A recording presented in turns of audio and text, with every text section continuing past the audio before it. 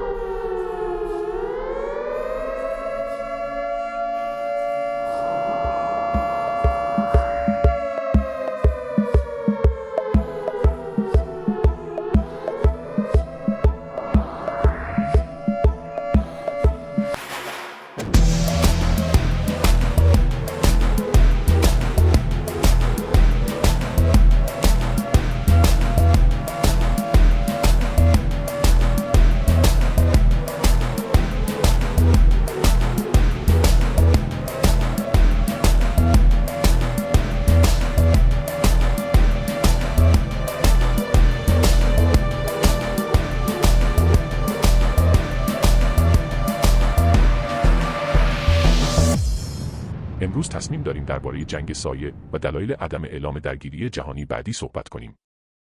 ما معمولاً تصور می‌کنیم که جنگ جهانی بعدی با یک رویداد فاجعه بار آغاز خواهد شد. چه این رویداد یک انفجار هسته‌ای باشد، چه یک تهاجم وسیع و یا اولتیماتومی از مرزی پرتنش. اما چه میشه اگر درگیری جهانی که از آن می‌ترسیم، رویدادی نباشد که در انتظار وقوع آن هستیم، بلکه وضعیتی باشد که از قبل در آن زندگی کرده ایم؟ چه می‌شود اگر جنگ جهانی سوم آغاز شده باشد، اما نه به شکل جنگی واحد، بلکه در قالب مجموعه‌های خاموش از بحران‌های چندگانه که به آرامی و در عین حال به طور عمیق نظم جهانی را از بین میبرند؟ برای سالها شبح یک جنگ قطعی و ویرانگر نظام، تقابلی واضح مشابه آنچه در کتاب‌های تاریخ به تصویر کشیده شده، ذهن بشر را مشغول کرده است. با این حال، تحلیلگران و کارشناسان بین‌المللی امروز بر این باورند که تمرکز بر یک انگیزه خاص برای جنگ جهانی یک دام مفهومی است.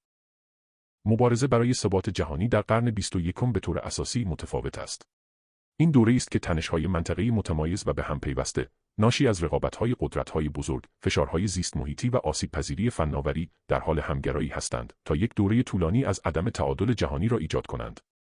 ما با یک درگیری اجتناب ناپذیر مواجه نیستیم، بلکه با مجموعی از جنگ‌های تغییردهنده نظام روبرو هستیم که تهدید می‌کنند تمدن را به طور جمعی و بسیار شدیدتر از هر بحران منفرد مختل کنند.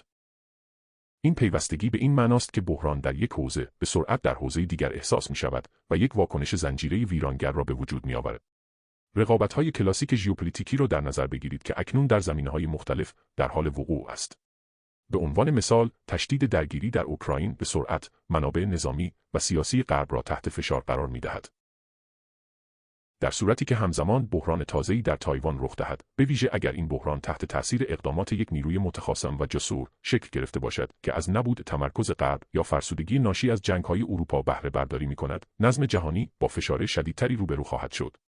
شبکه ائتلاف‌هایی که پیشتر هم تحت فشار قرار داشتند و توانایی لازم برای مقابله یا بازدارندگی در برابر دو تهدید عمده و همزمان را ندارند، باعث ایجاد نوعی خلای استراتژیک خواهند شد.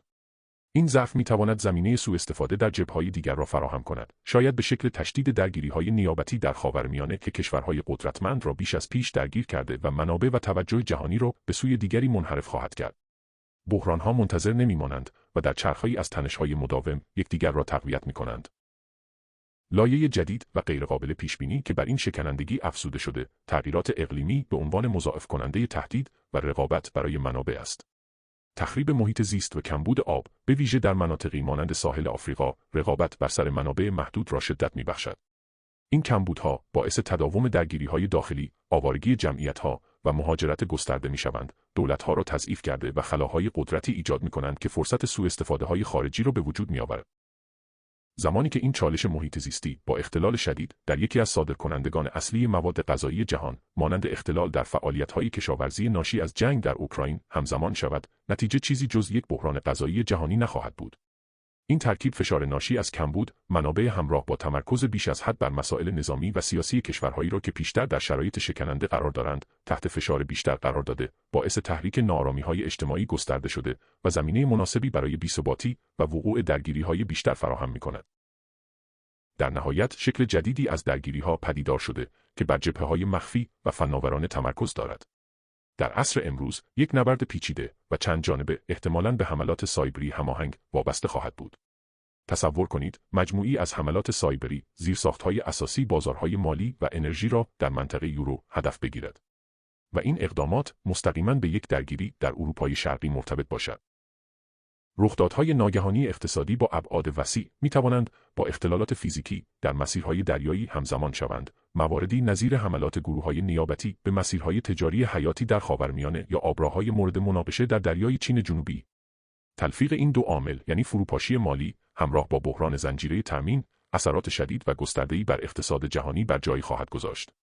به دنبال آن رکود اقتصادی جهانی به وجود آمده، موجب بی‌ثباتی بیشتر در کشورهای درگیر شده، سطح فقر را افزایش می‌دهد و زمینه ناآرامی‌های اجتماعی گسترده‌تر را فراهم می‌کند. این شرایط خود به تشدید بی‌ثباتی سیاسی دامن زده و تنش‌های ژئوپلیتیکی موجود را تقویت کرده و بحران را وارد چرخه‌ای پیوسته می‌نماید. این چارچوب حاکی از چالش‌های پیچیده و درهم‌تنیده است که کارشناسان از آن به عنوان چند بحرانی یاد می‌کنند.